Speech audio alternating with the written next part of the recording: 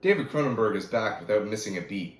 And with that said, it is inherently challenging to have a coherent commentary on Crimes of the Future after first watch without a complete and thorough autopsy, spoiling everything for everyone. As all of Cronenberg's movies, you just have to experience it for yourself. Crimes of the Future is a visceral masterpiece, and for that, I have given Pet the night off to go see it. It's right up their alley. What I will say is that this film is about perspective. Having a point of view is perhaps the only uniquely human nature there is. There are no two characters in this movie that share the same worldview.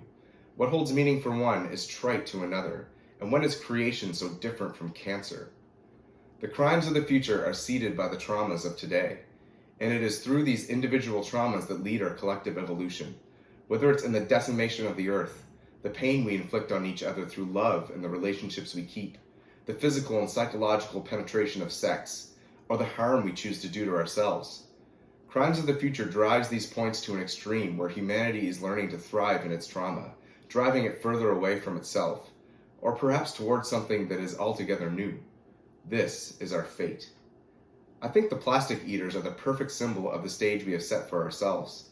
It represents the irreversible harm we have bestowed on Earth, a uniquely human legacy that will never break down until we grow to consume it ourselves. This is an internal scar that we have passed down generationally, evolving even further away from what is human. But the powers that be keep us from looking inside to uncover the origins of the problem. And what is human? What is pain? What is sex? What is art? What is moral? Who decides and for what interest? How can a singular government or law possibly dictate what is what for everyone? If the body is reality, then how alien are these rules that have been imposed upon it? How might such laws be curbing our evolution and limiting our autonomy to create and survive? Cronenberg's play on the word organism is most telling. We have made meaning out of our humanity by categorically organizing our bodies.